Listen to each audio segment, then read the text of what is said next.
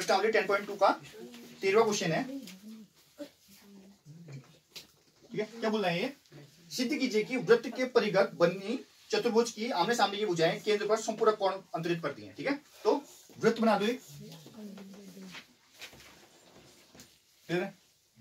परिघक एक चतुर्भुज बना दो, एक ये हो जाएगा भुजा इसकी, एक ये हो जाएगी भुजा इसकी, एक ये हो जाएगी भुजा इसकी, और ये हो जाएगी। क्लियर है? केंद्र पर संपूरक कोण बनाती है। ठीक है, तो केंद्र पर क्या बनाएगी ये?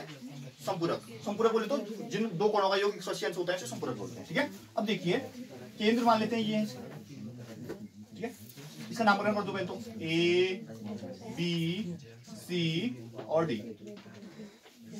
अब देखिए ये और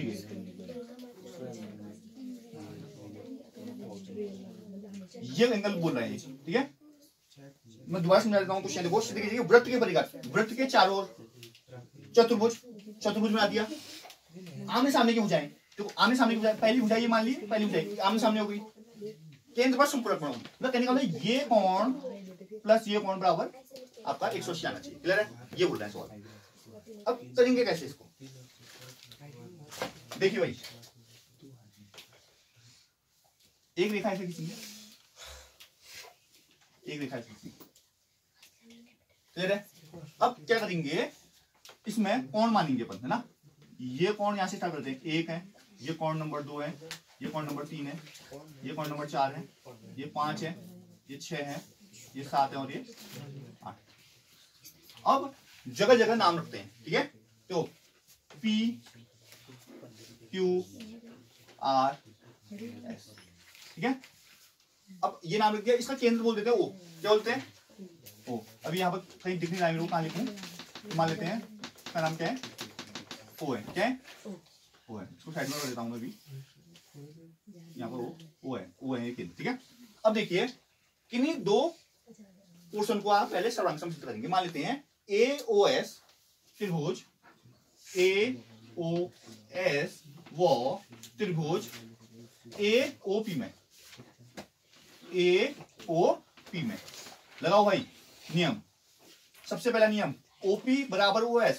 OP बराबर क्यों होगा? त्रिज्याएं भाई समान, वृत्त की त्रिज्याएं, वृत्त की त्रिज्याएं समान होती हैं, तो OP और OS हो गया बराबर। अब AS और AP बराबर होगा, AS बराबर AP होगा। वृत्त की स्पर्श रेखाएं बोलेंगे, स्पर्श रेखाएं बराबर होती है ना, बाह्य बिंदु से वृत्त पर किसी की स्पर्श रेखाओं की लंबाई बराबर होती है, वृत्त की स्पर्श रेखाएं।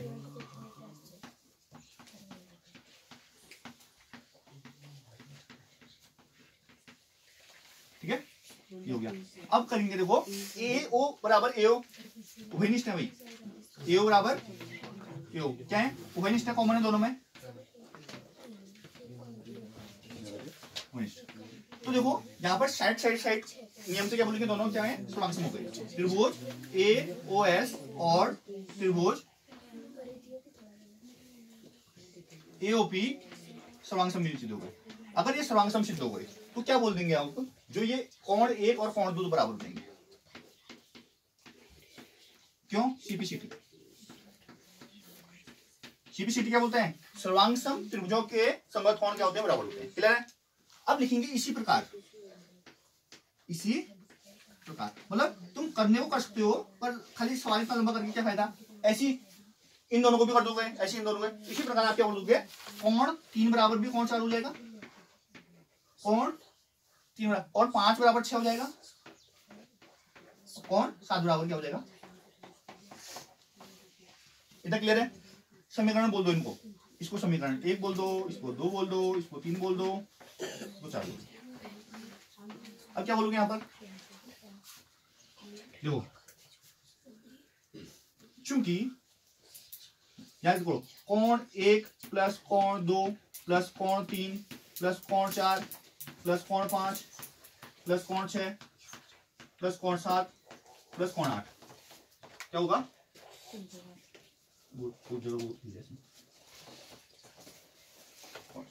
प्लस कोण 7 प्लस कोण 360 होगा, क्योंकि चतुर्भुज के चारों कोणों का योग 360 होता है, क्यों बोलो, वैसे केंद्र पर बना हुआ कोण मतलब 360 होता है, ऐसा समझो, ठीक है। अब देखो, अब जो इंपोर्टेंट लाइन बोल रहा हूँ मैं, ध्यान से सुनना। हमको क्या चाहिए, हमको 1 और 8 चाहिए, 4 और 5 चाहिए, समझा? क्या चाहिए, यहाँ से लिख रहा हूँ, 1 और 8 चाहिए और 4 और क्या चाहिए। कहने का मतलब ये है, सारे समीकरणों को 1 8 4 5 के रूप में ले आओ, 1 8 4 5 के रूप में ले आओ। तो 1 के रूप में लाना है तो 1 को ऐसे रहने देते हैं और 2 को क्या लिख देते हैं, 1 लिख देते हैं, 2 को 1 लिख सकते हैं। फिर 3 को 4 के रूप में लाना है, देखो 1 खत्म, 4 के रूप में ले आओ, 3 को 4 के रूप में लिख सकते हैं और 4 को 4 के रूप में ही रहने देते हैं। फिर 5 के रूप में रखना है तो 5 को 5 के रूप में रहने देते हैं, 6 को क्या लिख देते हैं, 5 के रूप में लिख देते हैं, 6 को 5 के रूप में, और 8 के रूप में चाहिए तो 7 को 8 के रूप में लिख देते हैं। बराबर 360 ऐसे लेगा, इतना समझ में आया। अब देखो ये दो बार आ गए तो इसमें 2 कॉमन ले लो, रूट कोण 1 प्लस कोण 4 प्लस कोण 5 प्लस कोण 8, बराबर क्या हो गया। अब 2 से काटो 260 को, जो क्या आएगा 180।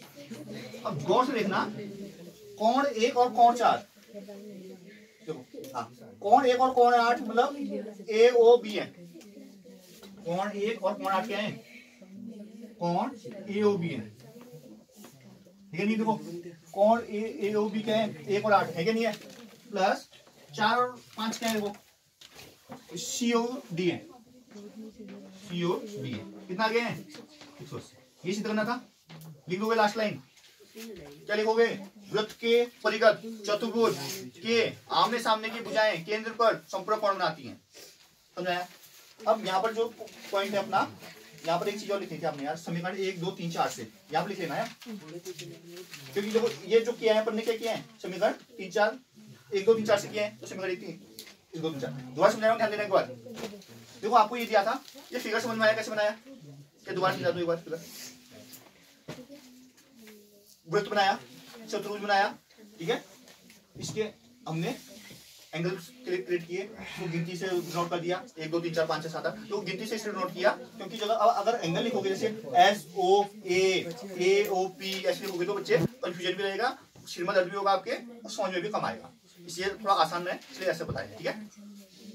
सबसे पहले हमने 2 त्रिभुजों को सर्वांग सिद्ध किया, हो गया था, तो 1 और 2 कोण बराबर आए। हमको बताएं जो ये गोल होता है ना, ये गोल इतना है, ऐसा हमने पढ़ाया, देखो 360 होता है करके, ये गोल बनता है बीच में, तो ये 360 होता है, तो 360 कर दिया। फिर ये जो हमारा 1 2 3 4 समीकरण है उसके वैल्यू रखी, 2 कॉमन लिया, 180 के बराबर आया, तो ये 180 के बराबर गया। ये थोड़ी सी समझने वाली बात है कि 1 8 4 5 आपने लेना है, क्योंकि ये प्लस ये, आप ये ले सकते हो, या 2 3 7 8 6 भी ले सकते हो, ये भी तो आमने सामने हो जाए सामने, परंतु यही लेना पड़ेगा और दूसरे नहीं लेने पड़ेंगे, दूसरे लोग तो खाली में मतलब उत्तर गलत निकलेगा, तो ये थोड़ी सी यहाँ पर समझने वाली बात होती है, ठीक है। आप रफ में मतलब रफ काजी में ये साइड में लिख लिया करो, बाद में रफ काजी को ऊपर से रफ काजी लिख दो, समझ आया कि सबको, कोई डाउट है किसी को।